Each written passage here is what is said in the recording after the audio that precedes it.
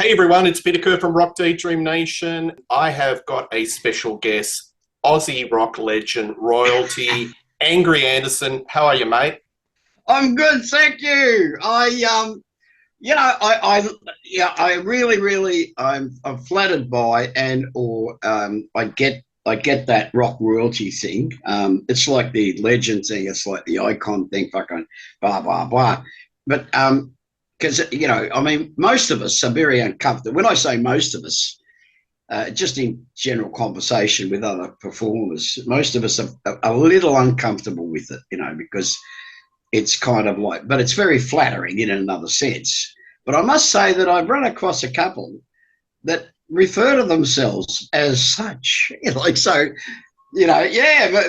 because, let's face it, in the industry, there's some people who take their notoriety very, very, a little too seriously, I think, it's like the old saying, remember, one of the rules of success and all handling it or accommodating it, dealing with it basically is don't ever, don't fall into the trap of believing your own publicity. Sound advice to all the youngsters that are, not that there would be too many youngsters, like starting out in music that would be watching us because, I'm considered to be a dinosaur. So I'm not sure about that because you don't think so? There's a lot of the younger guard that do cite you as a bit of an influence. I think that there's a bit Name of one. Hamill and the Sniffers. Oh, okay. The Chats. Fuck, really? Yeah, absolutely. Seriously? Yep. Do you know, absolutely. I've just got. Well, am I blushing? Yeah. I'm chuffed because I've just become aware.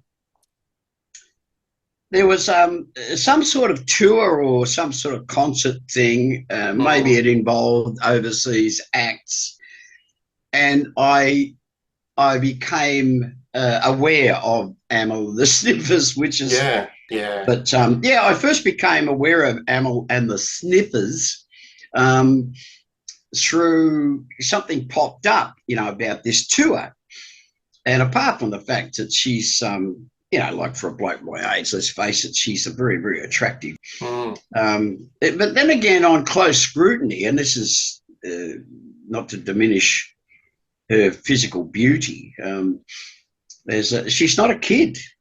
Yeah.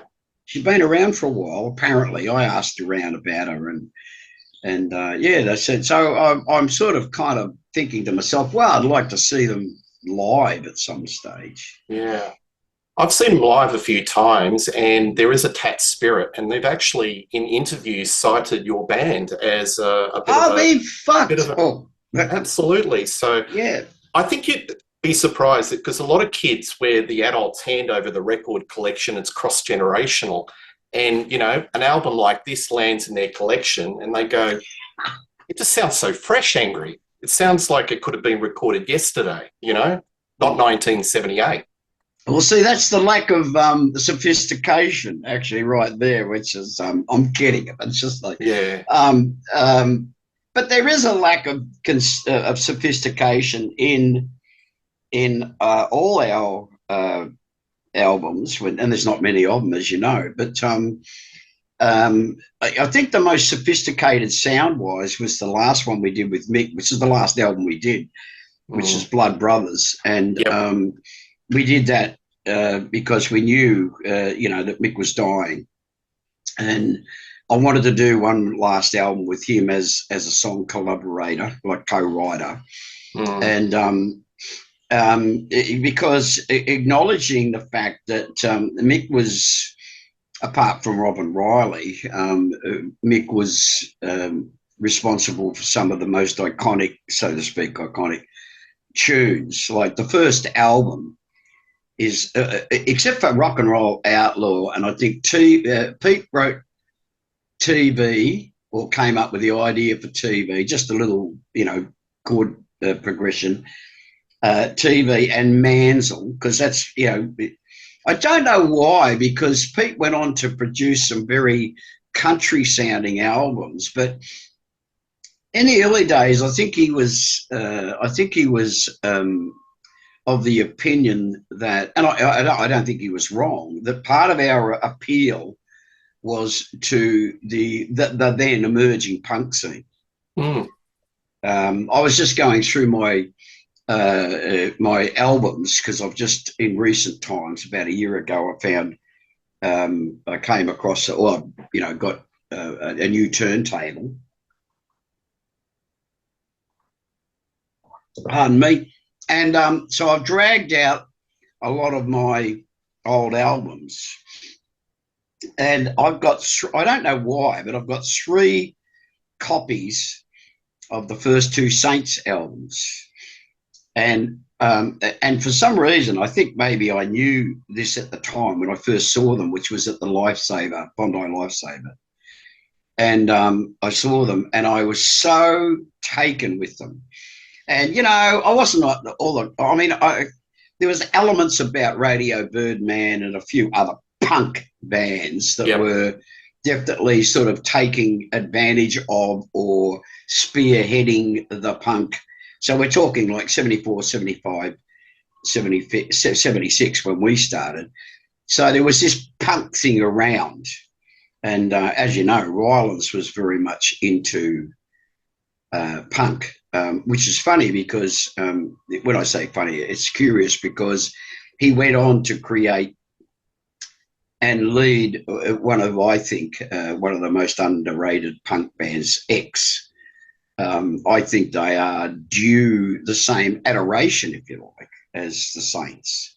But getting back to the Saints, so there's several albums I've realised from my collection where I bought 2, knowing it's like I've got 4 copies of Sgt. Pepper's, and 2 of them have not ever been played. So I knew in the early days when iconic albums or these albums were being produced by Australian artists predominantly, but in my recollection, but also overseas artists, that I instinctively knew were going to be would stand the test of time, would be rather precious. And so I bought dual or triple copies to make sure I always had a pristine album. I mean, I remember when we were all dumping our albums onto cassettes. You know, I had a really top of the range Pioneer system at the time, and I remember, you know, going out and buying a Diamond or a Sapphire or whatever. I think Diamond was the top of the range, but like the and you dust every record after every playing, and you know, before every playing. But and I remember playing some of these albums once, dropping them onto tape and then putting them away and never playing them again. Yeah. I noticed in the background you've got a healthy collection yourself. Yeah, look, the curse is real, Angry. The curse is real. I go to record fairs, I collect records, I just love it. But I love music, and that's it. But brother, you're not an orphan there. I still go when I go to record garage sales. Yeah. The first thing I look for is what have they got? They always got boxes of books. Yep. And albums. Yeah. Have you seen any strange rose tattoo pressings that? Oh, I've never seen that before. Like some funky overseas pressings. Yeah, some of them are amazing. I remember making a comment.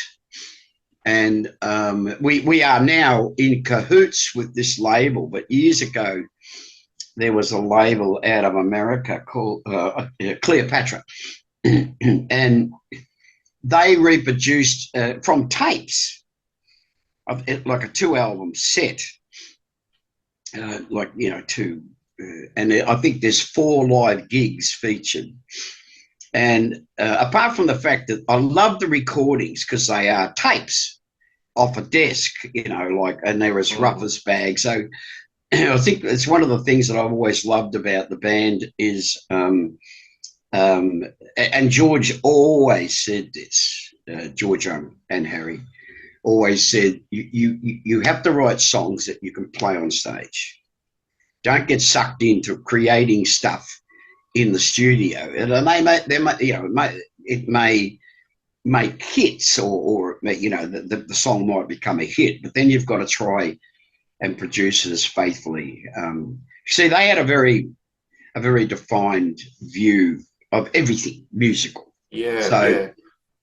their whole philosophy was around about, well, came from experience. But some of those early shapes. Anyway, I remarked to our then management, and therefore the record company, like, and I mentioned this to the person who was in charge of our catalogue.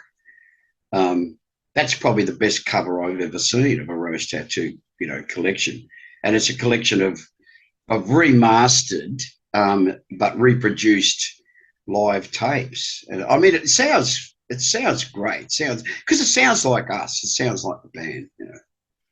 Yeah. Vanda and Young, what were they like in the studio? Were they sort of laid back, or were they very interventionist? They, you know, sort of worked very closely with the arrangements and the sound, or did they just sort of sit back? I remember saying in an interview once, some years ago, 10 years ago, 12 years ago, whatever, and I was asked a similar question, or it was similar in its intent.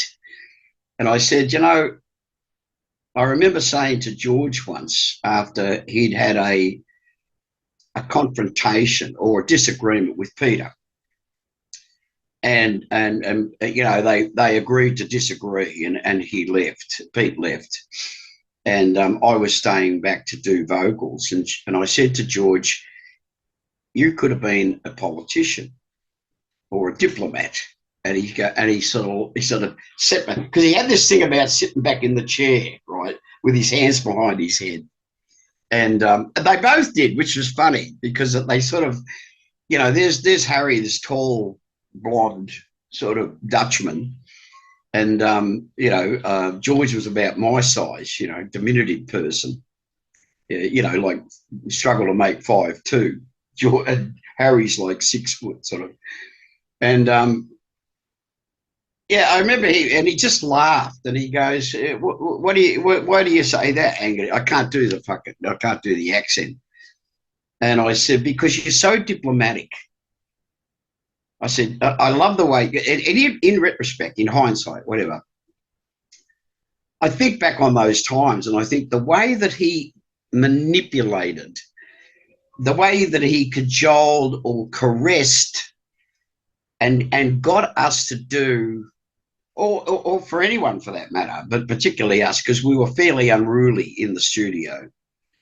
And the way that he got us to do things, you know, was magic.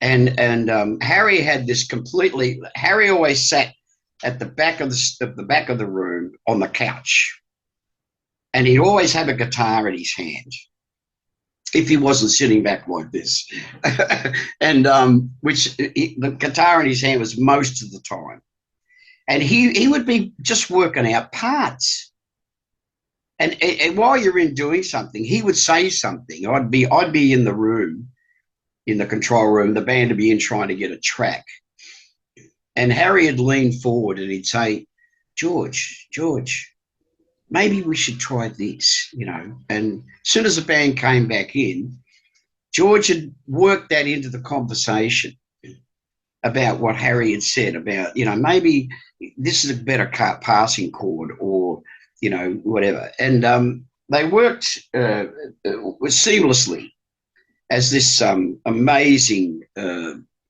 team. They were like one person, not like the dual personality, which is rather scary. But yeah, it's like late at night, George would say, "Well, you stay behind, mate, and we'll work out the vocal."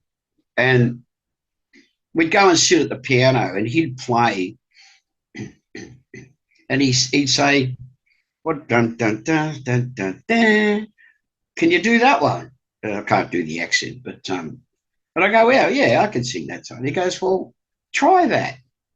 And you'd hear the track back the next day with that change of one or two notes, and you think, "Fuck, that's clever." In fact, that's so, you know, it just gave it that extra depth, if you like, or something. But it added. It's like flavouring a stew. A little bit more of that. No, needs more of that. You know what I mean? And it was just the magical experience. They were just so switched on. They just knew their craft so well. And I remember talking to George about it years later, well, even at the time, but particularly some years later, towards the end of our association or relationship with Alberts. And I said, you know, there's nothing like, we were talking about experience. And I said to him, I said, because all their decisions, like anybody really, when you think about it, is based on past experience. They learnt. They were very aware. They were very, they drank in all the experience, good and bad, or plus and minus, or positive and negative, about the industry. So they knew about publishing, they knew about management, they knew about it because they'd learnt from being burnt and robbed and, you know, sold secondhand just to steal some of Bond's lyrics, which I think he may have gleaned from conversations with George, actually, because when I hear those lyrics, I think that I can hear George talking. I can hear, you know, it's like when you listen to their early, particularly their early albums, when before George and Harry handed over to other producers, you listen to those albums and there's George and Harry all over them. And the same with the Angels, and the same with Choir Boys, the same with anyone. Ted Murray even. I mean, because they wrote with Ted because he was such a prolific and good writer, good quality writer. They got involved with him and wrote, and they had they tapped into genius, or they were able to channel inspirational genius into practicality, and that's why they were so successful. But they sort of morphed into the personality of Bon and gave him suggestions. I've never heard that. I've often, like, I've seen you live plenty of times, and you know, sometimes you've spoken about Bon as a true street poet. And I love that expression, street poetry, because a lot of your songs, like the early album, to me, it's just street poetry. Do you know the story behind that? Please share it. Oh, well, you finish what you're going to say. Yeah, I was just thinking how much of Vanda and Young probably added that sort of sprinkle dust to Bon and his lyrics and his street poetry to... Sprinkle dust, you mean fairy dust, don't we? Yeah. But, yes, I think so. I think one of the... Let me say this first. Where there was talent, raw, unrefined talent, George and Harry were magical with the fairy dust, but with their guidance and with their advice how to get the best out of this raw material, right? So let's establish that first. You have to have the raw material first. So, yes, they may have influenced myself and Bon and any of the others that worked with them. But I remember, anyway, the street poet conversation comes from, we were at the Mansell Room, and I walked in late after a gig and went straight to the bar with my then minder. And anyway, I hear this voice behind me, and it went something like, hey, can you get out of the fucking way? Like, I want to get to the bar. So I've just got to the bar, right? So I've turned around and it was Bon. I said, as I was turning around, I was sort of like, how about fuck off? And anyway, we got drinking and we got talking, and we were both come from a gig, so we were both pretty sort of liquored up anyway. But, the Mansell was the last stop before daylight. And we're standing at the there's two things that came out of this conversation which I need to relate. So we're there talking about Bon. By the way, is the only singer that that we ever invited to come and sing with the band, and it stemmed from Angus and or Malcolm. Predominantly Angus would turn up at our gigs and want to get up and have a jam. Malcolm did a couple of times, but his rhythm style was so different from Mick's that they never quite married as a rhythm, as two rhythm. So it was either one or the other, which is fine. A couple of times it did happen. But anyway, getting back to Bond. So we're having a few drinks and we're waxing lyrical, pissing in one another's pockets, I think is the more at the bar terminology about and we were patting one another on the back in a sense and sort of saying, we're the last of the, or we are, like the street poets, and because we wrote songs about he wrote more songs about girls than I ever did, but he wrote about it in such a way that it was not misogynistic. I mean, that's what they probably describe it as today, but the apologists. But he wrote about the experience with women, not so much as the broken-hearted romance, but the raw sexuality of chicks on the road relating to bands, to rock and roll bands. So the same about sex, drugs, and rock and roll, right? The most well-worn phrase, one of the most well-worn phrases in the English-speaking language. Whereas I wrote mainly from a male's point of view about what it's like being a male and relating sort of maleness, if you like. So anyway, towards the end of the conversation, he turns around and he goes, Alex Harvey is the greatest rock street poet. And I went, Alex Harvey. I heard the name and I thought, Alex Harvey, right? And he sort of, fucking Alex Harvey.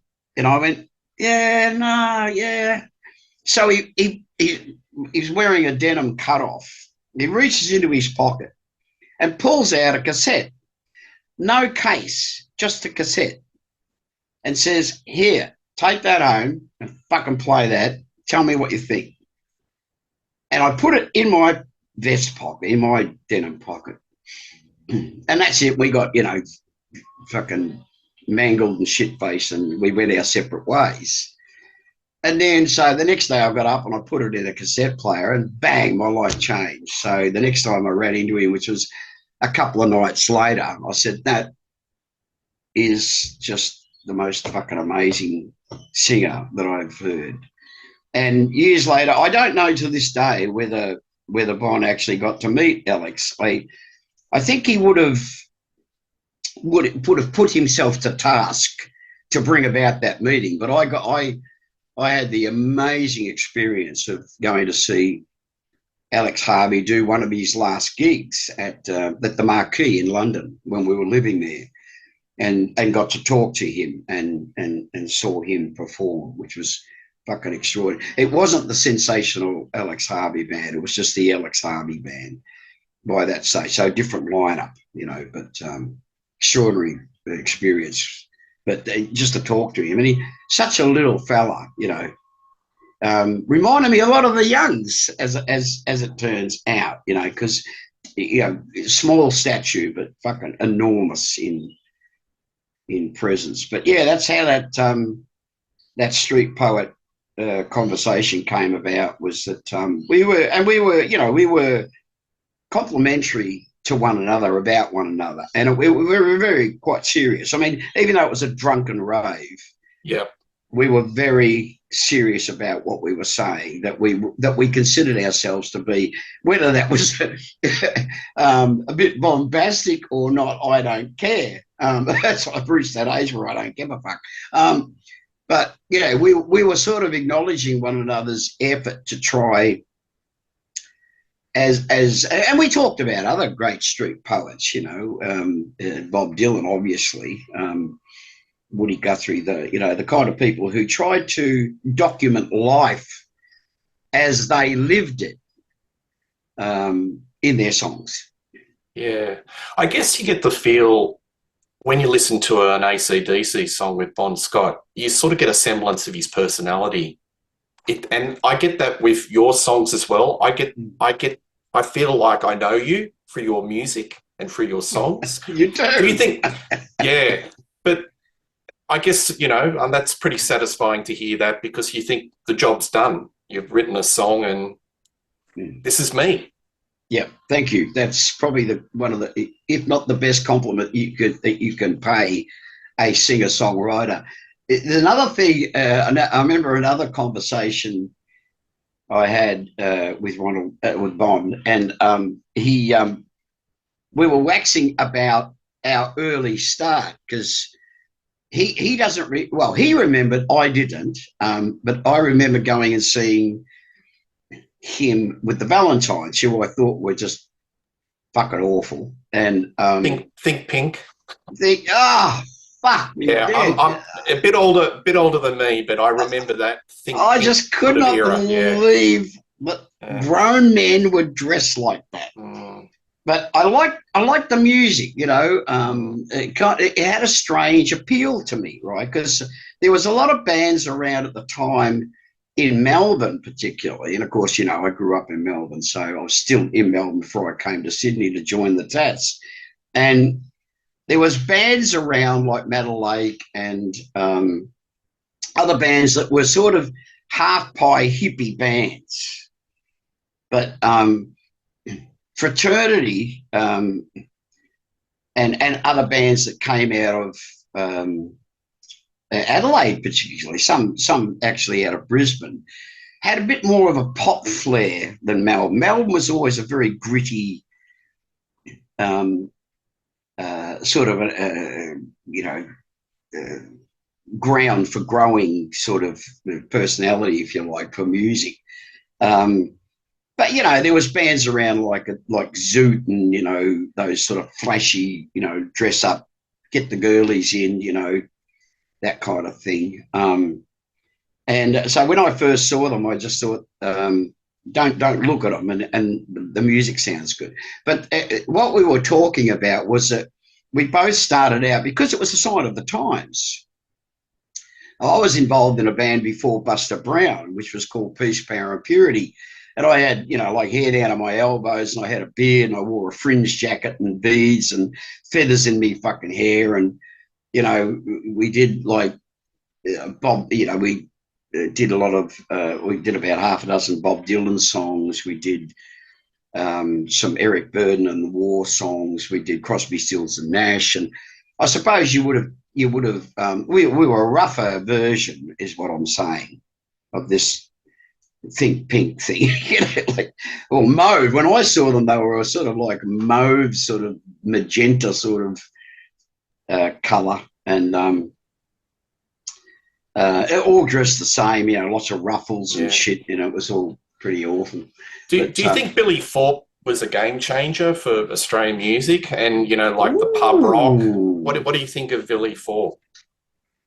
Game changer, nice turn of phrase, and I think absolutely accurate. Yeah, I think I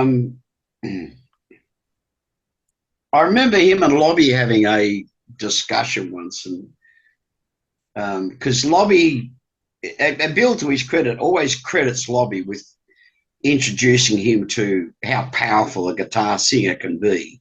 Although Lobby wasn't a guitar singer, he was a guitar player, but Bill had already established himself as a singer, but he realised that if he wanted to direct his own music, he had to become a guitar player. So typical Bill, I don't know at what stage, because we never talked about it, but at some stage he decided to be a front man playing guitar.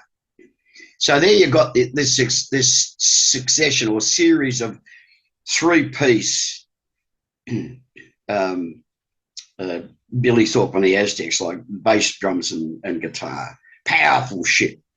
But he drew, like so many guitar players and singers did in that day, he drew on the blues. So, you got Bebop Alula, which is Gene Vincent, and you got sort of these blues classics,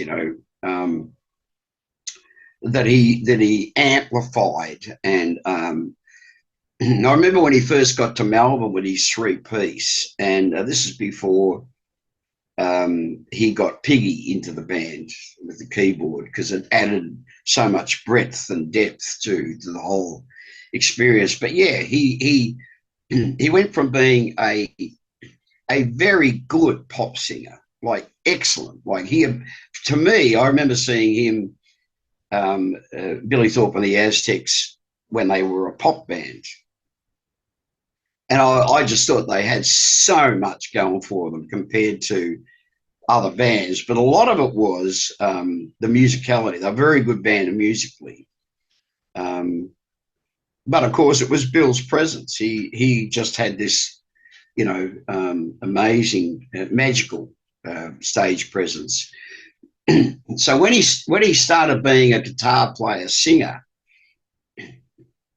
and he was no longer just the front man for a four-piece Shadows type rock band,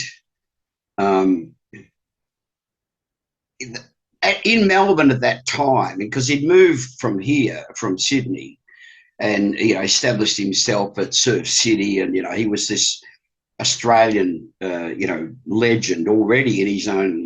When I say legend, that's bandied around quite a bit, but he certainly was. By the end of his career, he'd become legendary, and he was very well known as a very accomplished.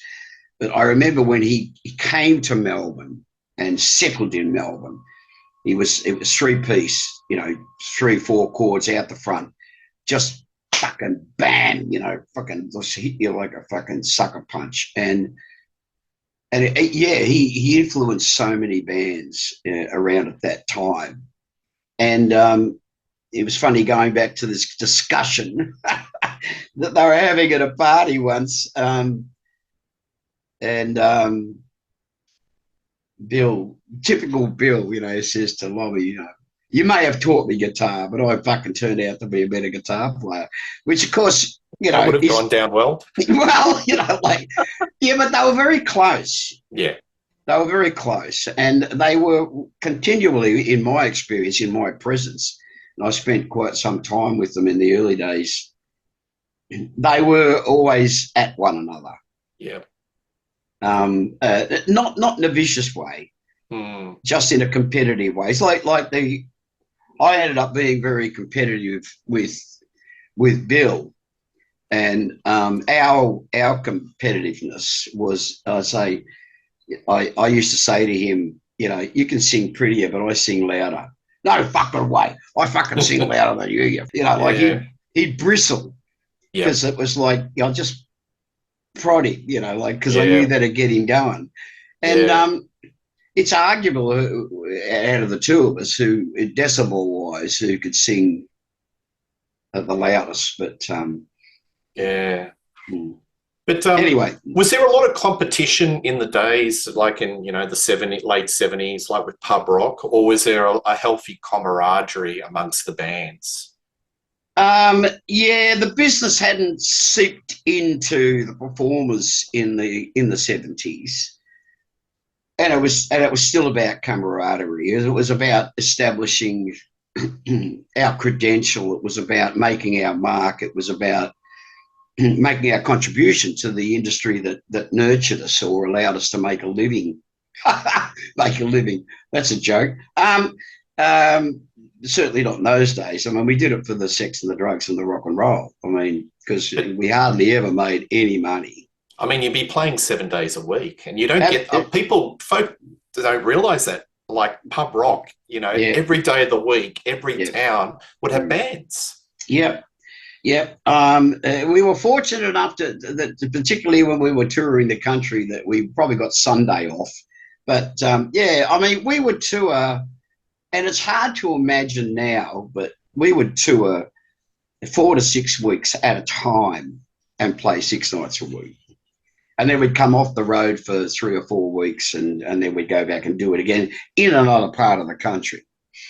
Because it was every town, and every town, instead of traveling 200K to a gig, which they do now, particularly in the country areas, they knew that you were going to be in their town like tomorrow or the day after, so they didn't have to travel. Whereas now you do like 4 rural towns or country towns in Victoria, and it's like 6 hours, 4 to 6 hours travel between each one to get to a different audience. Because if you're only 100k or 100 plus k away from the next town, they'll travel to see you because you aren't going to play that town. So, yeah, the dynamics have changed greatly, but there was a huge amount of, and we took great delight, in playing on the same bills. I mean, I remember there was a promoter that toured Billy Thorpe, Lobby Lloyd and Buster Brown. No, it was the Tats. It was the Tats. Early time. We did it with Buster Brown, but we did it with the Tats, and there was so much. Oh, I don't want to use the word violence, but there was so much energy around that at the end of the tour, we only did about like 8 gigs or 10 gigs around the country. But the promoter said at the end, he said like that they made a shitload of money because it was just huge. Like it was just people came, but it was lots of sharpies, lots of hippies, lots of, so there was a lot of aggro and fuck, when you think about it, like Billy Thorpe, Lobby Lloyd, Rose Tattoo, there's a lot of aggro because there was a lot of alcohol and a lot of cheap speed involved. And particularly in the country towns, those country boys, they just love to biff on because that's a way of letting off steam, and there's no animosity attached to it. It's like the next day they all go to, they're all in the pub together and shaking one another's hands and hugging and kissing, it's kind of like, but there was a lot of, oh, gee, and I don't shrink away from saying this, but there was a lot of love in those days between the bands. We loved one another.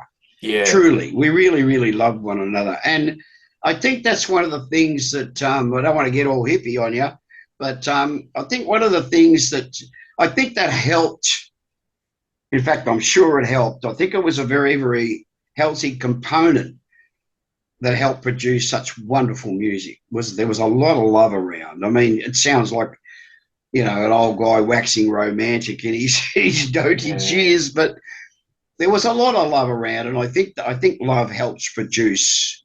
It does. Let's face it. The more love that there is, the more positivity there is in the atmosphere, in the energy.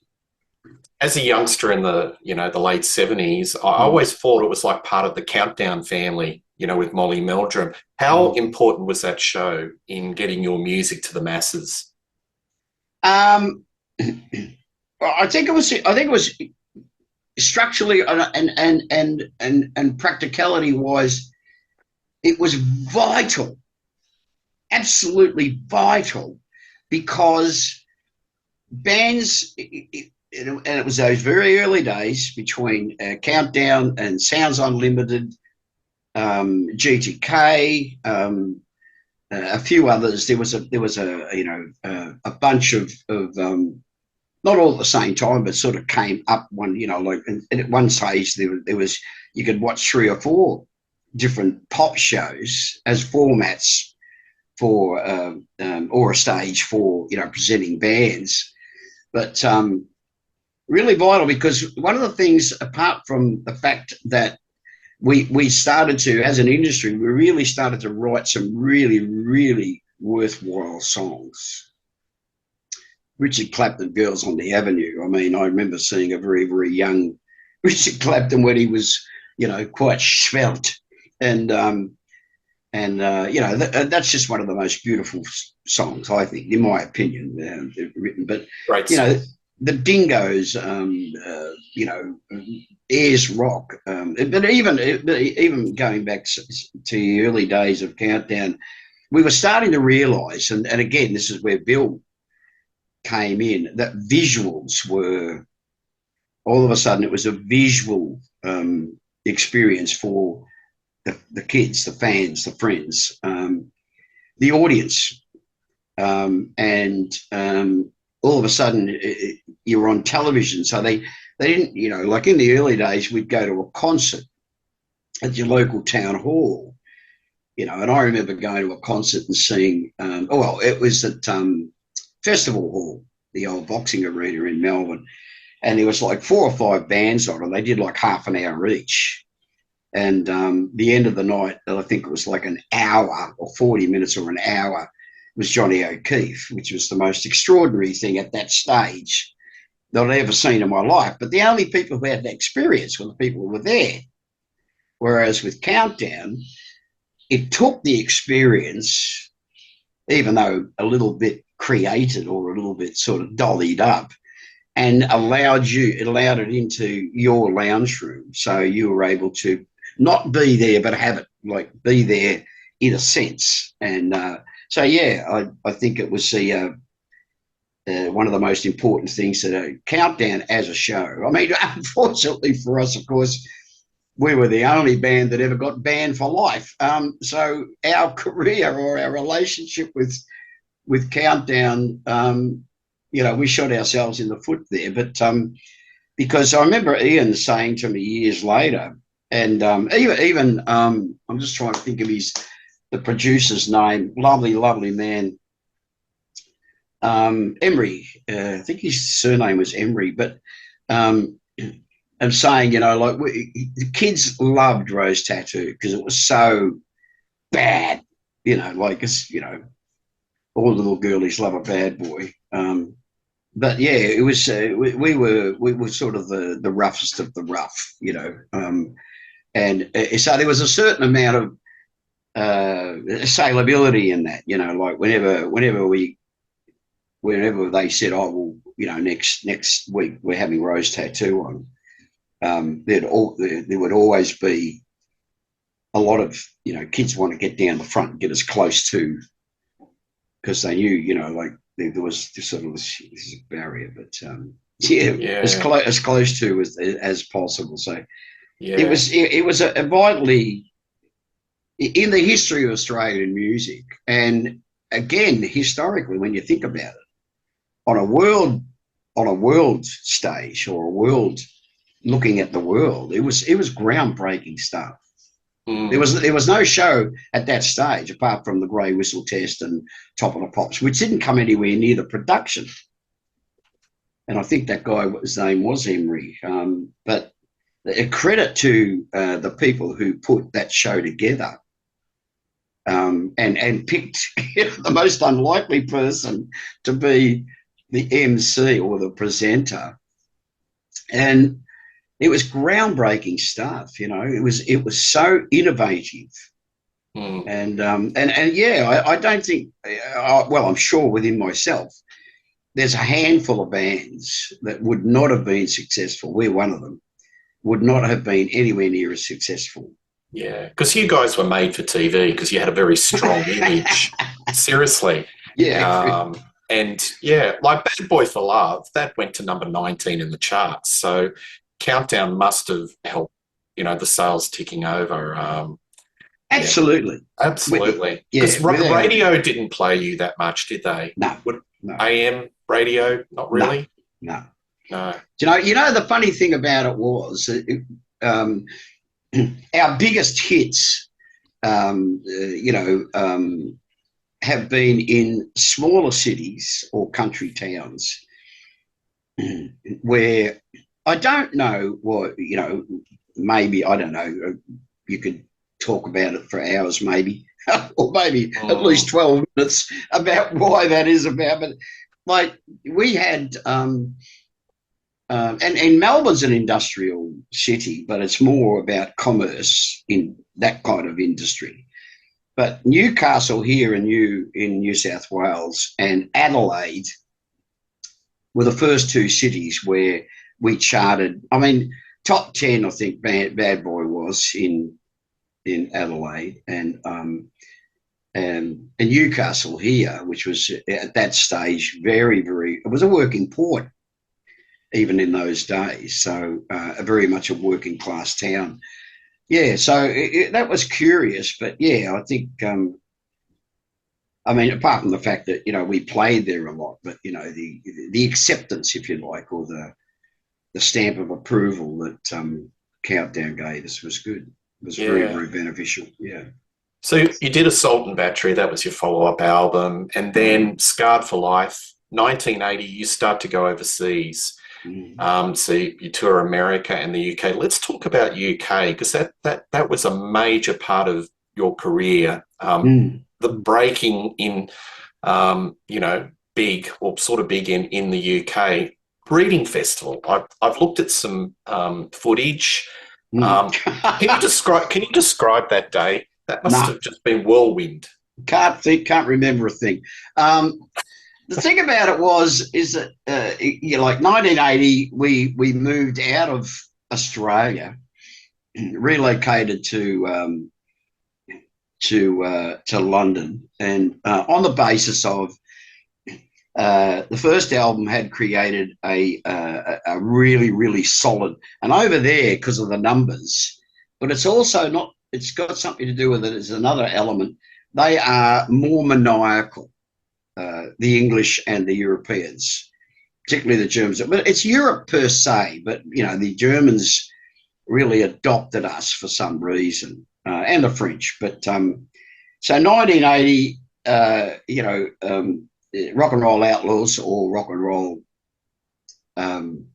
Rose Tattoo, depending on which release, is behind us. So George and Harry said, no, it's time to time you guys settle your differences, get back together. There's an opportunity. So we rushed into the studio, and Pete and I and Mick decided that we would we would put our grievances behind us, and that we would and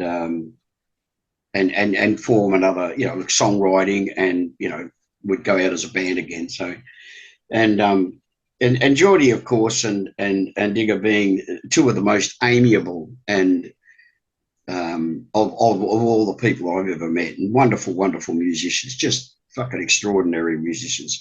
So we were forced to be reckoned with again, as far as that from the early days. And so we quickly knocked the Assault and Battery album together. And as would have it, Mick had spent some time with not so much rock and roll, because as we understand, Rose Tattoo is a rock and roll band. So we're a rockabilly, just a very, very loud. I always say we're a very loud blues band, which we are, but we're a shuffle band. We're a boogie band in the same way as ZZ Top or even the Stones. I mean, they swing. Yes. It's swing Groove. music. Yeah. Groove. Yeah. Well, yeah. And but it swings. Whereas Mick had spent some time with a couple of heavy rock bands, so they didn't swing. They were like,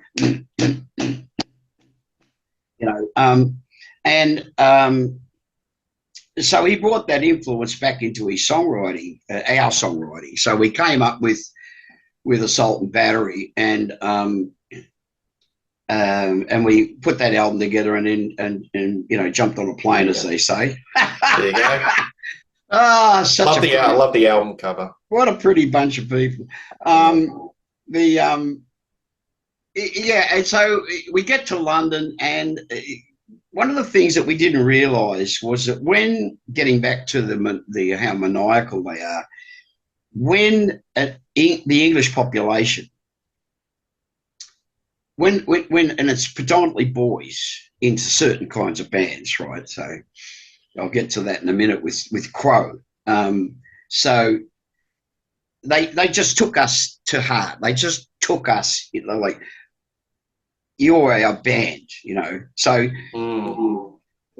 we're walking down the street. We'd only been there like a week, and all of a sudden there's all these boys in denim and cut-off jackets and patches all over them, and hair and Doc Martens, Crow Army type people on the other side of the road going, Rose Tattoo, and I run across the road, and we're having photographs taken, and we're signing shit and jackets, and like, you know, they all go, you know, we're all in the pub having a few jars, and we're going like, what the fuck, you know, like, Yeah. like we thought for some reason, you know, and I think quite rightly so, we thought we'd have to get there and like start again, but we already had a foothold because of the first album.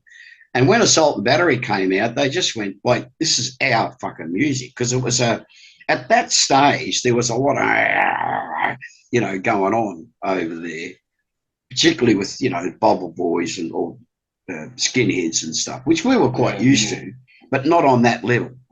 Yeah, there was a lot of heavy metal over there too, like the new wave of British heavy metal. So there were a lot of headbangers that really took your band as their own. Yep. They related to the Assault and Battery thing, the title, but also the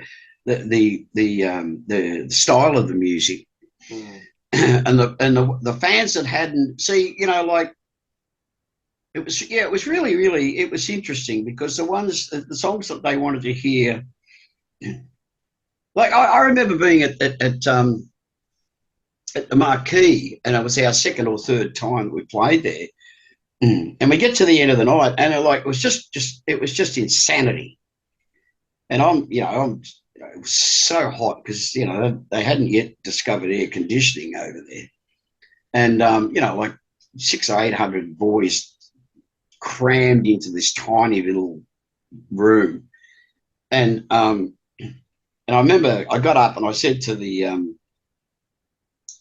audience, oh yeah, I said, like, you know, we'll just keep playing, because they wouldn't go, you know, there was like more. So we thought, you know, like, well, what are we playing? Maybe we should play some, you know, some covers or something, you know. And I said, okay. I said, we run out of songs, and they started chanting butcher, butcher, butcher, butcher. We'd already played the fucking song in the set, but they wanted us to play it again, so we did. And it was just fucking like, you know, like that. You have to experience that, you know, to really get what I'm talking about, if you know what I mean. It's like we'd already played the song in the set, but they wanted to hear it again, because they so loved that. It was the ethos. It's that street thing that they all understood, you know. Like when I mentioned Quo before, I'll give you as an example. We'd been there probably only a few months, and Quo were rehearsing somewhere, and Quo were rehearsing. We were writing, and they said, you know, come to the show. They were doing Wembley Stadium, so they were doing 2 or 3 nights. So we got a pass, like a band pass, AAA, and we went 2 of the nights, not the 3. But we went, and I couldn't believe it. I mean, predominantly, all the boys and the girls looked the same anyway, the Quo Army. They sang every word to every song all night. And that's the obsession thing I'm talking about. That's how glued on they are, how passionate they are. When they say, right, you're ours, they fucking mean it.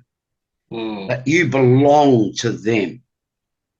And that sustained us to this day. You know, it's that wonderful passion that they have, which, you know, we have it here. It's just a bit more laid back in its application, you know. But over there, and when we got to Europe, we couldn't believe, you know, like we'd walk out onto a stage, and the place would we hadn't done anything, and, you know, the place just erupted, and it was just like, from then on, it was just like, you just went zoom.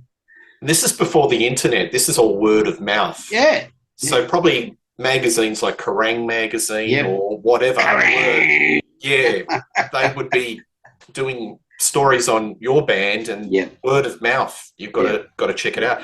I got to say, sorry, just because you mentioned it, Reading.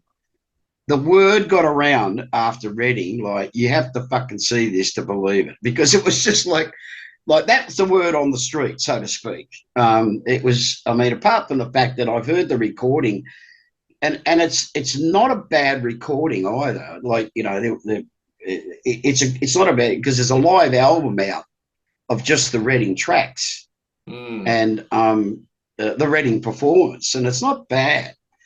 In fact, you know, the risk of sounding blowing your own trumpet, it's pretty damn. I mean, it's just us, and it's like really roaring in your face, and it's like, you know. But I don't remember much about it, and I certainly don't remember, you know, those ridiculous photos. Yeah, I was about to say, because there's some photos at the end of the performance, you look like you've just had a title fight against Muhammad Ali or something. You look like you look spent. I was absolutely spent. Two reasons was that, you know, we'd had a couple of drinks in the dressing room before we went on, you know, a bit of Dutch courage, because like Reading Festival, and we'd gone out and had a look at a couple of the other acts that were on, and like, this is fucking audiences. We'd never seen anything like that before, right? Where the audience went, except for Sunbury, you know. And the audience, and they were just, it was the middle of the day, and they were heaving and seething, and like, they were just like, it was like, whoa, this is really like, you know, if you hadn't been up on the stage, it would have been, you know, it's a baptism. It was like, it was really intimidating. And so, you know, we'd had a few drinks, and we'd go out there, and the crowd was so, and this is the beauty of rock and roll, and, you know, like, we both understand this, is you feed off one another. You know, it's a participating sport or enterprise. That so the audience supplies a certain amount of energy, as does the band, and it's like nuclear fusion. It just bam, you know, it's like, so that was what it was like. I don't know why. There was a lot of Australian flags in the audience, I have to tell you. A lot of Australians living in England, in London, but particularly England, and they came from all over. And yeah, so there was a lot of support down the front, but the audience were with us from the opening song, and they just fed us, fueled us. Yes. And it was kind of like they were egging you on, go harder, go faster, do something, you know, like, we want more, we want more, we want this. It was kind of like, it reminded me years later, I have to steal this turn of phrase, and someone said to me, being there was like watching gladiators in the Colosseum. They wanted more, they wanted blood, and which is what they got, because I remember at one stage I was kneeling in front of Peter, which I'd done on a few occasions, and I'd bang his guitar, and he would, you know, his right hand was just resting, and I'd bang my head in rhythm and he would play slide, try to make some slide notes out of me banging my head against his pickups, right? So anyway, it came to the song, and I got up, and I was bleeding, and I was so, I wasn't there. I take no credit, but I head-butted one of the amp stacks, and there's a little blood vessel just there, and just blood was pulsing out and pissed all over me and stuff. And that's when those photos, and the story I got told was by the bloke who took those photos. And he said it was just, and you know, they're grotesque. They're just, but it was a moment. Oh yeah, it's part of the Tats history, that gig. Yeah. Hey, so you go over to America, it's a different experience. Like, you're supporting Aerosmith and ZZ Top. Tell us about that. Well, that came like after 80, we came back. We were planning on going back to Europe with the next album. Mick had left the band. Rob and Riley had come in, so we had a shift in direction, if you like, or character flavour, you know, with the music. And so we produced the Scarred for Life album. Yeah, folks. And because or in some territories. yes, indeed. But I prefer this actually. So that is just Band of Brothers there. Band of Brothers. That is just the most. That says it all for me. That photo, it just says it all. So anyway, there was a think tank thing done because we were being released in America by an Atlantic sub-label. And they thought that interesting, the thinking was that the album sounded more American. And I think this is the Robin Riley influence. For some reason, they thought it sounded that it would be more of a goer. So they said, well, okay, you go to America and do some touring over there.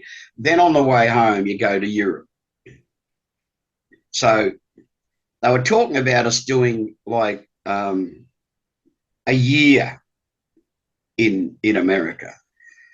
We'd already toured in Europe in 80 with ZZ Top, with their sort of they'd had a rest for about 5 or 6 years or whatever, while Frank was dealing with his heroin addiction, and that was their sort of comeback album.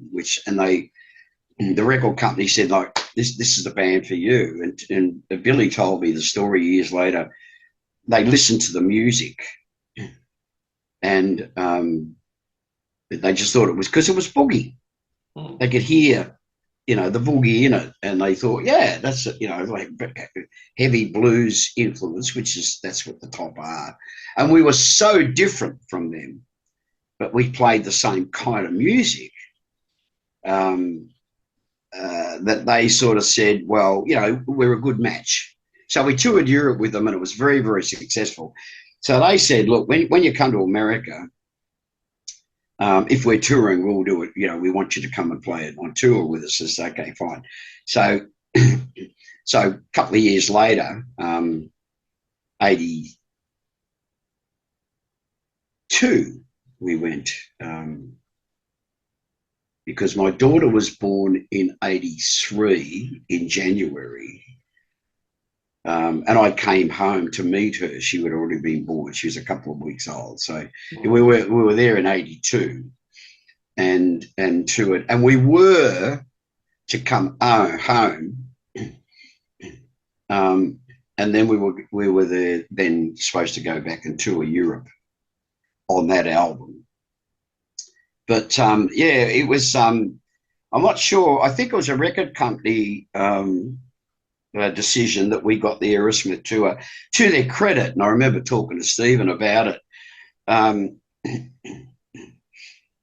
They were known as pretty outrageous people. I mean, an amazing band, song-wise. I mean, it's written some of the great rock pop, or power pop, rock and roll songs. Yeah. And they said no. Everyone else wanted to pass. They didn't really, because they shopped us around for tours, and gratefully so. But the kind of the Cinderellas and the Poisons and all those kind of people, they sort of said, like, well, fuck, there is what are they, bikers or criminals or fucking what, And they go, well, yeah, and so they didn't want to know, but Aerosmith did, and so we toured America with two of the biggest bands, because Top it was the Eliminator and all that. Like, they were back on top, big time, Yeah. So it was fantastic exposure for us, and playing with a band like Aerosmith was just a dream come true. They were fucking amazing. Yeah, but out of those tours, you got a lot of fans like Axl, Guns N' Roses, Skid Row. They were in the audience, and it planted a seed in them that sort of was formative in their music.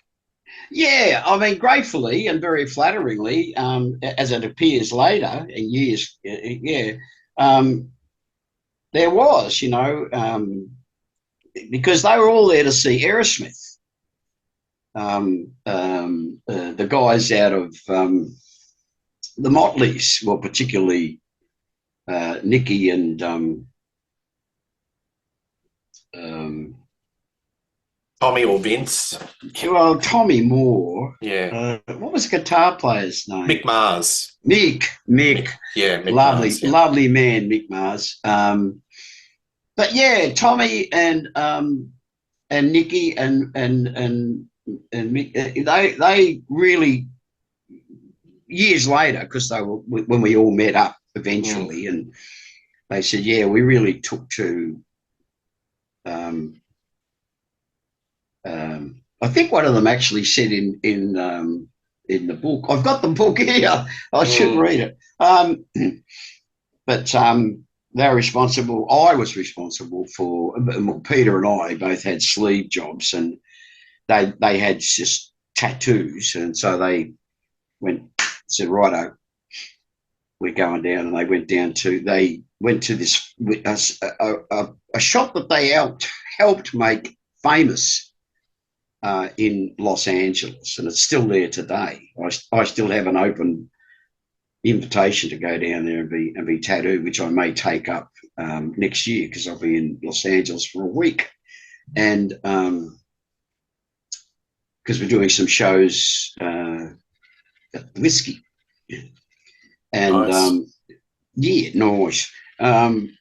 But yeah, so yeah, we did have that visual influence, but also partially with a few people with musical, young Ronnie Simmons, who's playing guitar with us now, and when he went to Los Angeles, or at least 10 years ago, to establish himself, and he said the fact that he was such a huge fan that he knew us personally. He said that really helped get him exposed, and people took him seriously, I suppose, because he's a pistol, he's a gun of a player. He's fucking, and he's played with some, but some of the bands anyway. Getting to the point, some of the bands that he's played with, like the Ramones and Faster Pussycat and LA Guns and other people, and people that he hung around with were all Rosie Tats fans. Yeah. Yeah. Anytime the Guns N' Roses or Slash comes out, they always get you as part of the package as support. Are you sort of like a mentor to these guys? And do they ever, ask for advice or anything? I'm not really sure about the mentor. I'd like to think more of a bad influence, but I'd rather be known as a bad influence than a mentor. Well, I don't know. Mentoring, it's a lovely thing, and there were, I've had. You're talking about Billy. Even though he was younger, or he always claimed he was younger. I think he was younger than I, but he was always when I say a mentor, he never mentored me personally, like I think I can get you to sing better or anything like that. But he one of the best pieces of advice, and I think it was Bill's going away party, because in Melbourne we all hung around with the same crew. And I remember being I think it was his going away party, or he was back in Australia and there was a party for him before he went back to America. But it was in the very, very early days. I was in Buster. That's how early it was. And I was bemoaning the fact that, I really wanted to do this, something a little bit more extreme than Buster. And I was thinking, like we were having a discussion, and Bill said to me, he said, don't ever forget how good, we are in Australia. And he said, and I'll tell you something, because he said, I've travelled the world, and Lobby had done a fair bit of travelling. But I remember Bill saying, if you're one of the best in Australia, And he complimented me on my unique style or approach or whatever. He said, if you're one of the best in Australia, you are easily one of the best in the world. He said, because one of the things I've noticed, he said, by traveling to America, he says that we're every bit as good as they are at what we do. We just haven't had the exposure and the acceptance as yet. And it's a sad thing that he never got that acceptance on that scale, because he, as a singer, songwriter, and performer, he was as equally like the other guy that I think the world of is Sammy Hagar. I think he's just an extraordinarily good singer, but he's not a bad guitar player. He plays rhythm, sort of thing. Well, he plays lead too, but he's not. I mean, when you're in a band with Van Halen, or with Eddie Van Halen, you're not the best guitar player in the band. You say, "Fuck, shut up and sing," or "Don't shut up, keep singing." But he's an extraordinary talent. But I think Bill is equally as good as Sammy Hagar any day of the week. Bill, back in the day, I remember listening to things like Bob Seger and the early Bruce Springsteen. I think Billy was every bit as good as those guys. So he potentially had a career, or he could have had a career that was that big. Because he's a beautiful songwriter and a great singer. Not a very good singer. He was a great singer, and a terrific musician. But destiny, if you like, or fate, not fate, but destiny picks very few. Yeah. These days, of course, you just sell yourself to the devil, and then anyway, let's not get started on that. Bound for Glory and some of those anthem songs. Do you find writing an anthem song is a bit more challenging than writing a kind of doing storytelling type songs? Yeah, but yes and no. This is going to sound wonderfully romantically naive, maybe, but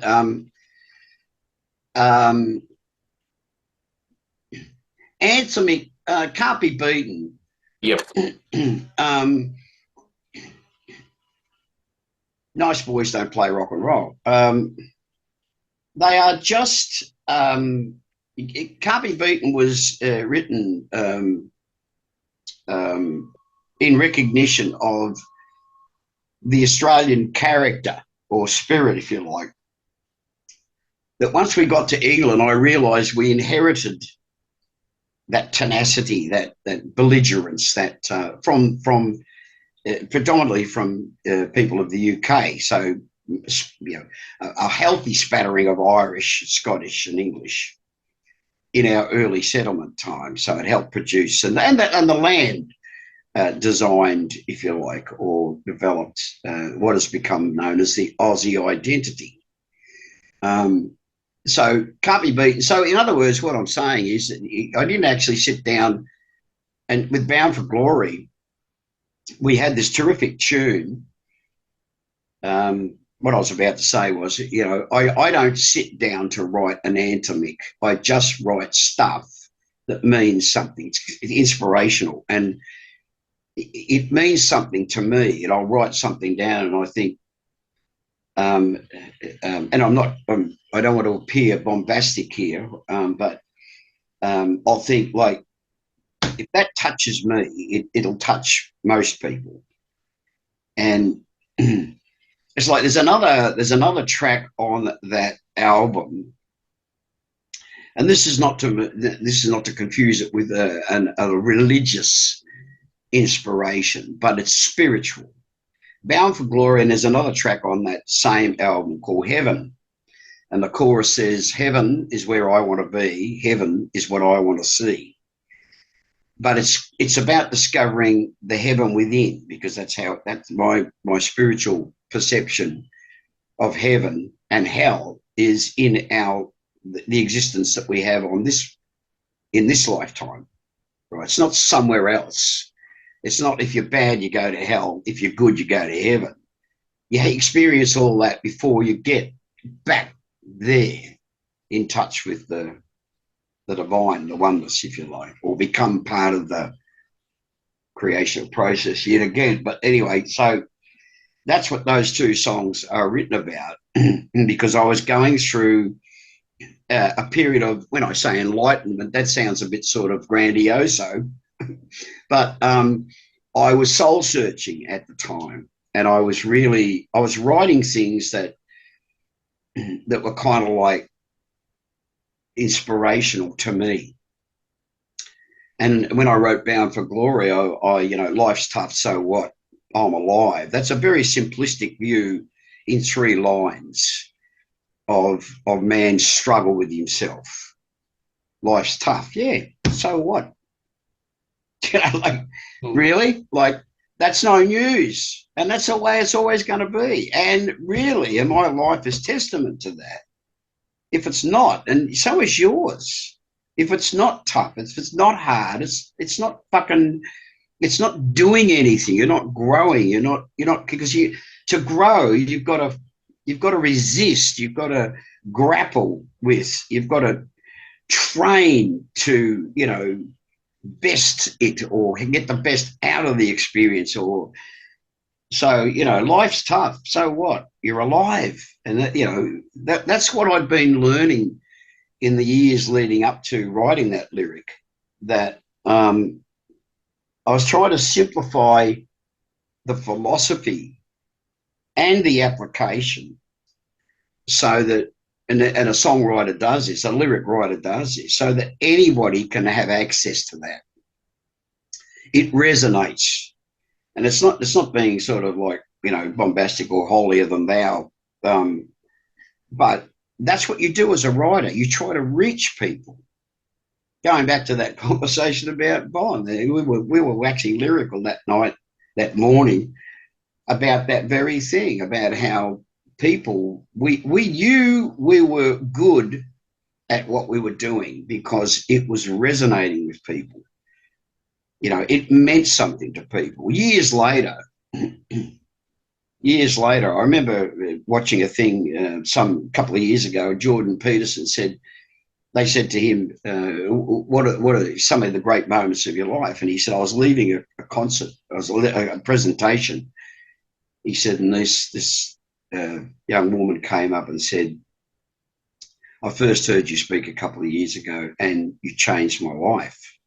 What you said resonated with me so strongly that it gave me the will to survive. She was a drug addict and a prostitute and whatever. And so she wanted, a couple of years later, she wanted to tell him that his words of wisdom, his words of insight, whatever, inspired her to get on, to go on, to keep punching. And I've had people say that to me about Rose Tattoo's music, about our songs. I've had people come up to me in tears, and just saying, I may be in prison or I may be dead if it hadn't have been for the rosy tats. Yeah, that's really gratifying to hear, Ben. It's extraordinary. Absolutely. It's extraordinary. Yeah. One of my favourite songs of yours is I Wish. And listening to that song, it's kind of timeless and very relevant to today. Any thoughts on that song? Yeah. Bless you.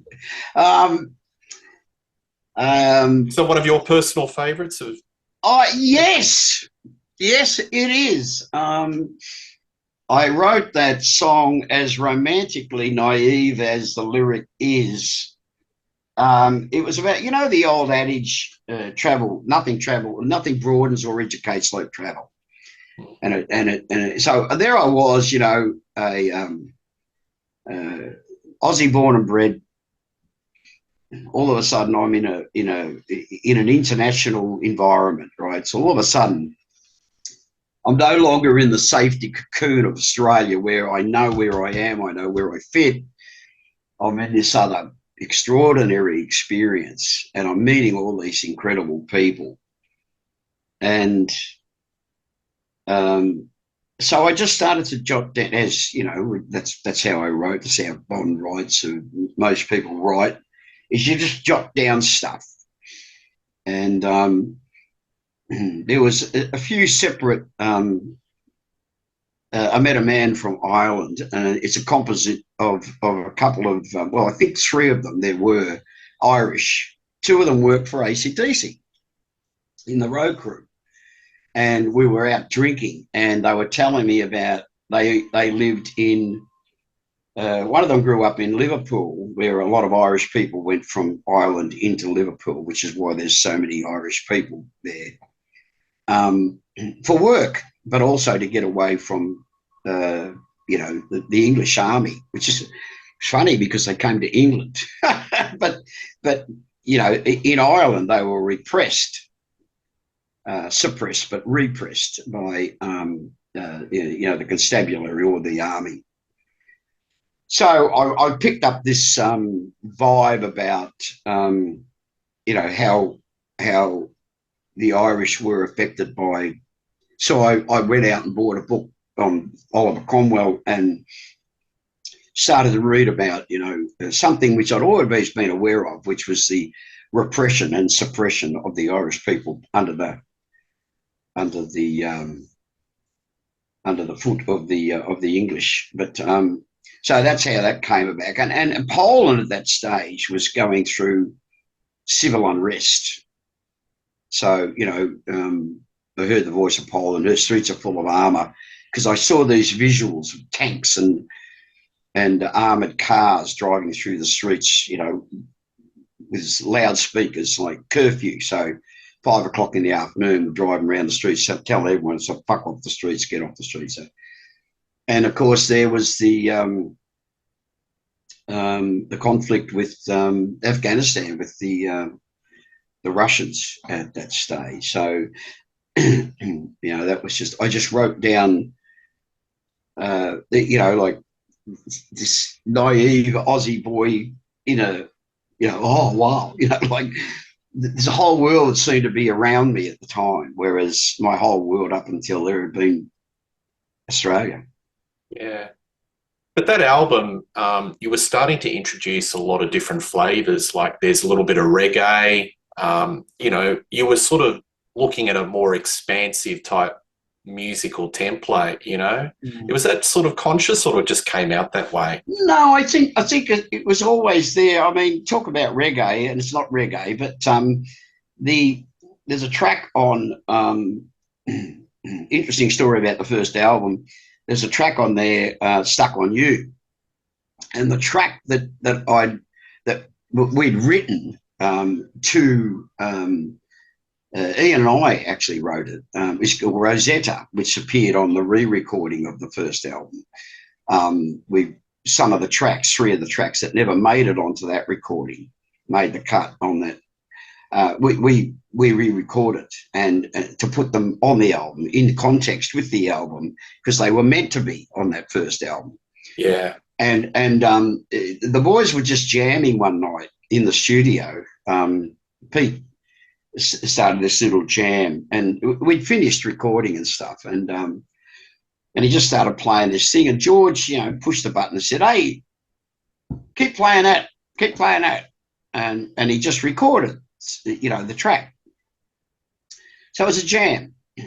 So he says to me, I'm in the booth in the panel room, and he says, "What do you got for that?" And I said, "Well, it's the first time I fucking heard it. What do you mean?" He says, "Get in there and sing a melody," right? Yeah, sing something. So I do. So I don't know why, but, you know, the stuck on you like a rose tattoo.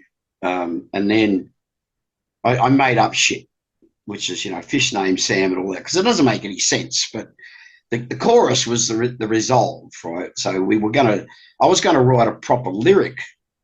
And then they said, but so that was a sort of, you know, that jerky sort of, I don't know, Caribbean-y sort of, I wouldn't call it reggae, but it was close. So, yeah, there was always other influences floating around, but George and Harry were very focused on, well, this is what you do, and this is what you do best, and this is what's going to get you, you know, across the line, which was the blues, you know, which was the Butcher and the Fast Eddies and the Rock and Roll Outlaws and Mr. Wally. Yeah. So, and Rosetta, which is a prettier song, and I think a better song than Stuck on You. I think Stuck on You to this day, even though it's such a favourite with people, I think it's like, oh, really?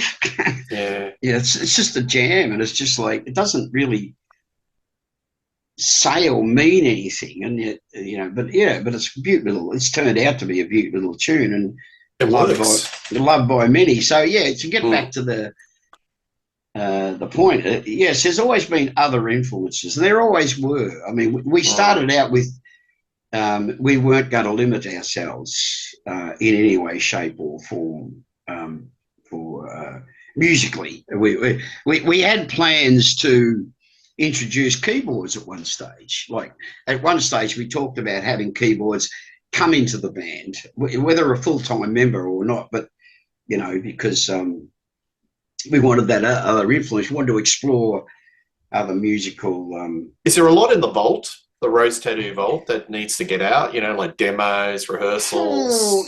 You think there's a lot in the, you know, you can open up? There's some. I've got some cassettes of our earliest jams, which obviously will have to be baked and then dumped once, because I think they'll disintegrate. Yeah. But there's also some early demos that Mick and I did, which I've Scotty, who manages us now, I've talked to him about it, and he said, look, we'll dump them, like we'll digitize them or whatever, and we'll throw it up on the net. But there's, you know, there's not the interest anymore in, there may be in a few years, because it'll be all over in a couple of years. There may be, it's kind of like you sell more albums when you're dead, as Pete used to say. Yeah, there may be interest.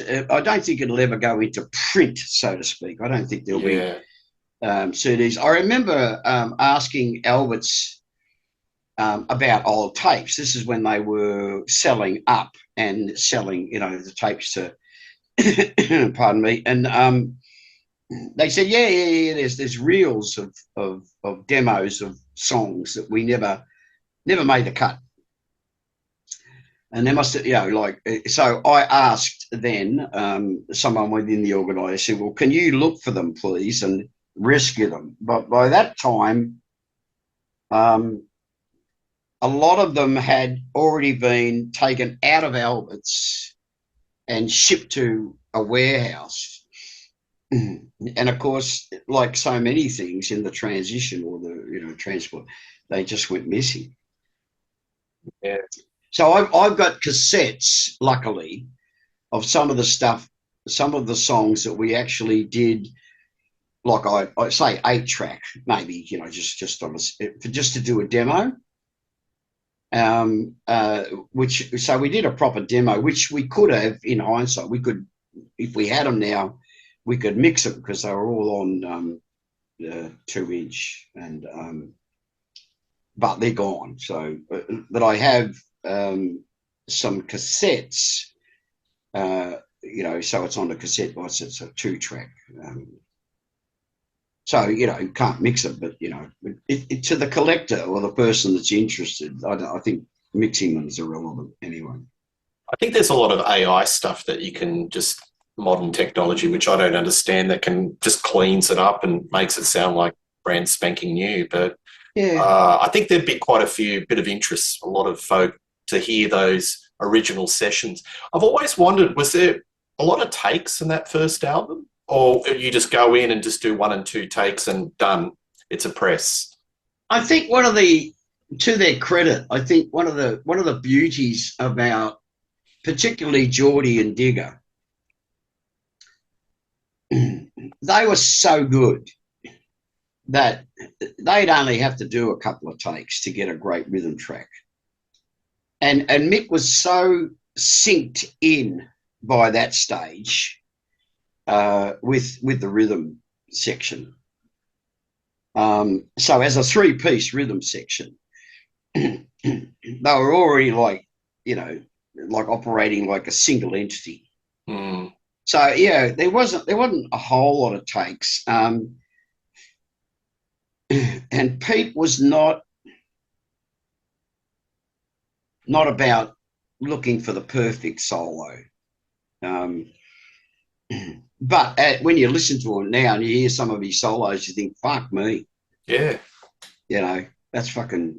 That's pretty out there. It's like, that's as good as it gets. And it wasn't because he was blasé about, I don't have to go and try to get a better solo. After 2 or 3 takes, so to speak, he'd say, well, you just repeat yourself.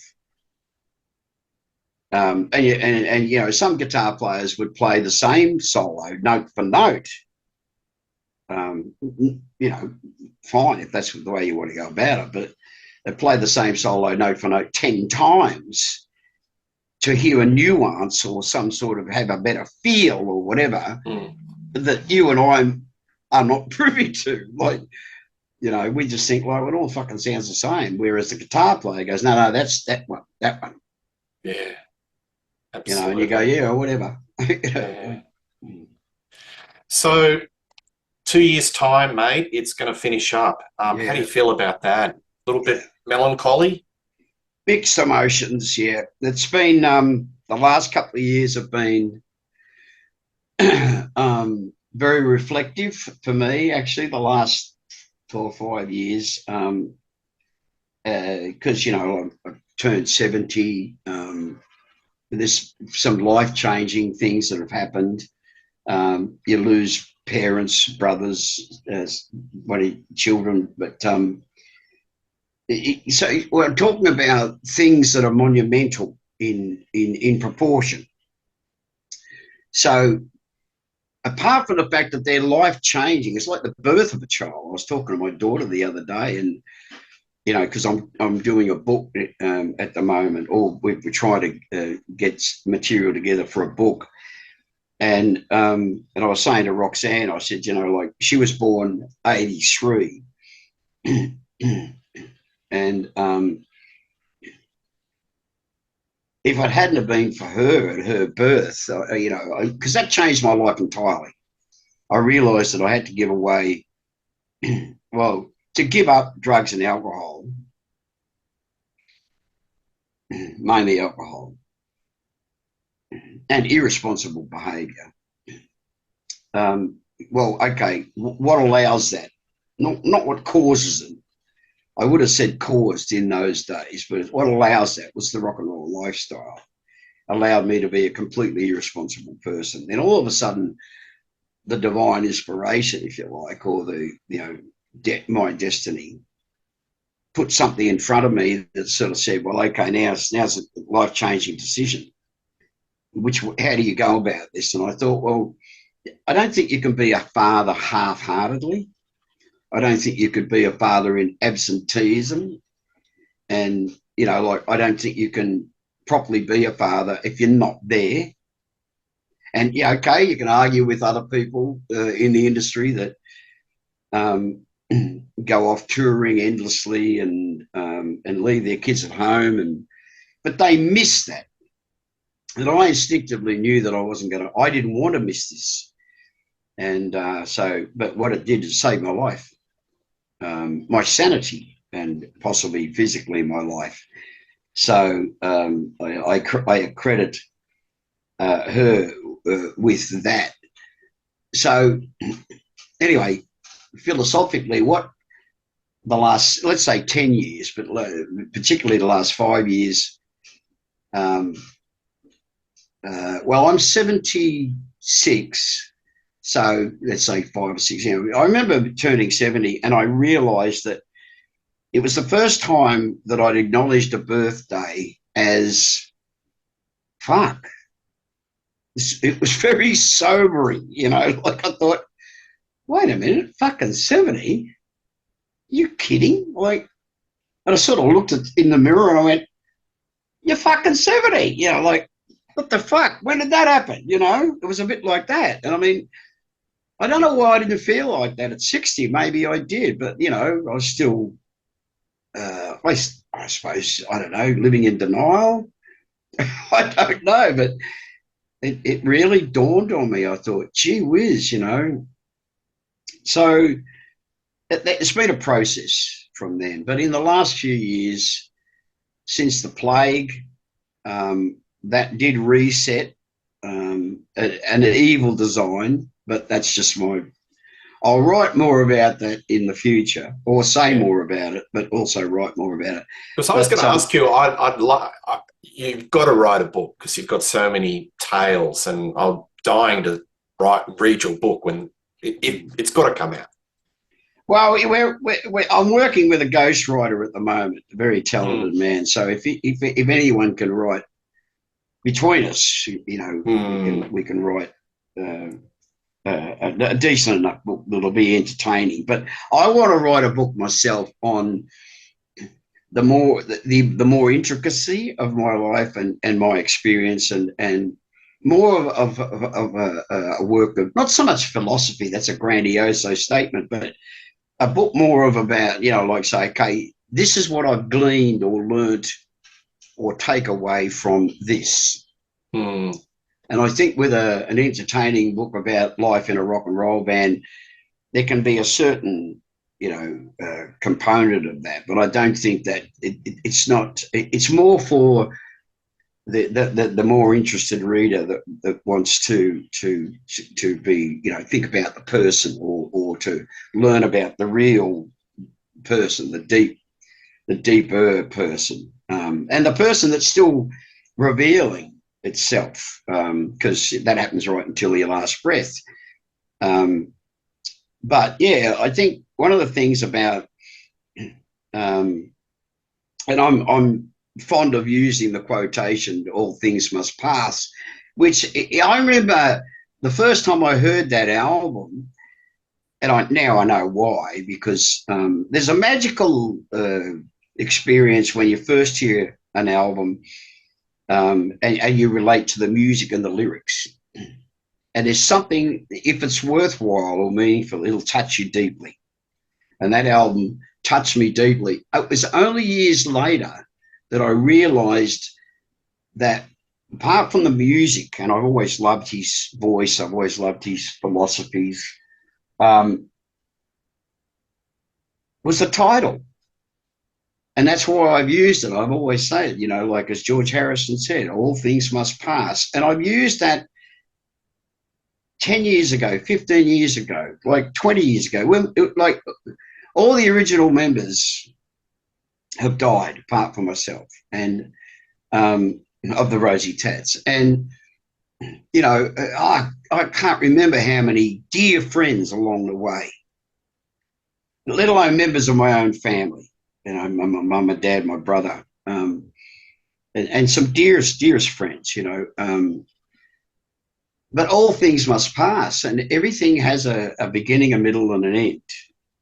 And yeah, I mean, a couple of years ago, I was quite ready to walk away from. This is before resurrecting or rejuvenating the band itself. Our manager, Scotty, I got in contact with him to manage my swan song, which was going to be a solo, which I'm still going to move into after the Tats. I think I've got 2 or 3 years productively left in me after that. But and he said, yeah, it's a shame we can't get, because this is the clever, how management are clever. He said, oh, yeah, no. He said, we came to an agreement about resurrecting the band. And I said, yeah, okay, as long as it's young and fresh and vital, you know, like, so we'll get new players and we'll, you know, new blood, right? So, okay. So we did that. And he, a couple of years ago, I said, look, I'm done. I think, you know, like after the plague, the profitability, if you like, fell out of the whole, you know, like we stopped going to tour Europe.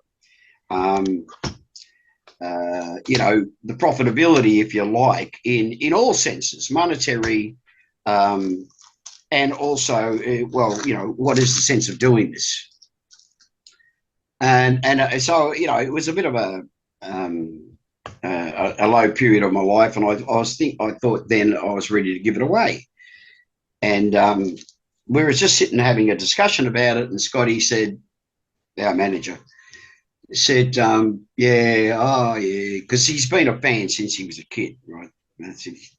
He's always been a fan.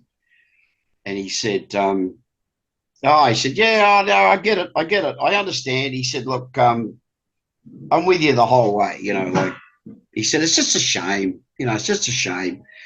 I said, well, all things have got to end. He goes, yeah. He said, so close to 50 years. This is about 2 years ago. He's reeling you in. Yes, he fucking did. And I went, what do you mean? And he said, well, 76, you take your birthday, so 26, that's 50 years. He said, what a fucking milestone. And of course, he's reeled you in. Yeah, so I just said, yeah, okay, if we can see it out to 50 years, I'd like to, for Rose Tattoo. Yeah. For Pete and Ian, for Digger and Mick, I'd like to, and the roadies. We've had some of the best. Well, every great band has great roadies, but just for all the people that were involved, that were vital, that were the life force of the band. I just thought, no, I'll see it out to 50. So kind of like a celebration, a final lap, 2-year lap sort of thing. Yeah. We will. We'll try to do the best we can within a couple of years we've got left. And I wrote a statement the other day and said that we were going to invite past members. I read that, yeah. So Stephen King's coming back to play bass with us for a while. And Geordie will come back, and hopefully we can work with Robin so that he can come back. And right. Do some recording. Because these days you don't have to have 10 tracks for an album. You can do 2 tracks and just like an EP. Just throw them up on the net, and it'd be nice to think that you had enough tunes that if someone wanted to, because Scotty said no, there'll be, we're working on songs now, so. If we get that done, or a bunch of songs, and then with Robin and Geordie, and it'd be nice to go out with a couple of albums, so to speak, as a final bow out. Yeah. What about a final concert? Have you got it in your head that you might want to finish at a particular town or a particular venue? We have. The band was formed in 75 proper, and we were playing around town in 75. And one of the only places that would have us was Checkers nightclub. And we were so popular because, Checkers was always known as, run by the mafia, and, had a very colourful clientele. Mostly crimson hookers and assorted hangers-ons, and because a lot of these blokes are pretty hard blokes, and the women weren't hard blokes; they were hard women. We were a real favourite, so they asked us to do New Year's Eve, stroke New Year's, So in those days, we used to do 4 or 5 sets over a night into the early hours of the morning. So it was nothing for us to do that. So we went on stage at 75. We stopped at midnight saying, Auld Lang Syne, Happy New Year, Happy New Year. And then we just continued playing. So Peter said, that's our birthday.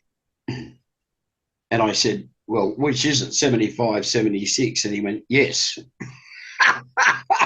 because he was very much into the esoteric, into you know, the sort of that sort of sense of drama and whatever you like. So he said, no, midnight. So we're planning on playing somewhere which I'm sworn to secrecy, and Tell us. we'll play. We'll start playing in 25, and we'll finish playing. No, we'll finish playing. We'll start playing in 26, and we'll finish playing in 27. But it'll be our the end of 26. It'll be the end. The bit that happens after. We may even just finish at midnight and just say that's it. But then we'll be officially 50 years old. Well, I'll tell you one thing's for sure. I'd love to go to that show. I want to go to that show because I think that, Angry, you've been a part of, you know, my musical listening life for a long time. I feel like I've grown up and watched your band and would love to go to that final show. Well, it's entirely doable because, of course, the venue will be released with enough time for the faithful to gather. Without giving too much away, we are thinking that if it's a successful enough an idea, we may do 2 or 3 nights at the one venue. Right, because you'll have a lot of overseas folk that will probably definitely, you know, get in the plane and travel. Well, I think maybe. Thank you. That's yeah. I remember a couple of years ago, there was this statuesque woman in the audience, and just up on the Gold Coast, and striking woman, you know, 40s maybe, but very young looking, but very, very well kept. And it's just, you know, I saw her in the crowd and I was flirting a bit with her. And anyway, she came up to me later and I said, what's your name? And she said, they call me Belle. And she was obviously Texan or something. And I said, well, she wasn't Texan, but she had a twang. I said, where are you from, Belle? She said, Alabama. And she said, I had to come all the way to fucking Australia to see you. And I said, you didn't. She went, no. She said, I got friends here. And she said, yeah. But she said, I figured that you weren't ever coming back to the States. And she said, I just had to see you one more time. She said, because I saw you when I was a kid all those years ago. Absolutely. Mm. Angry, it's been an absolute pleasure talking to you. It's been an honour to have you on the channel, and I'd love to have a chat with you again because I haven't barely scratched the surface.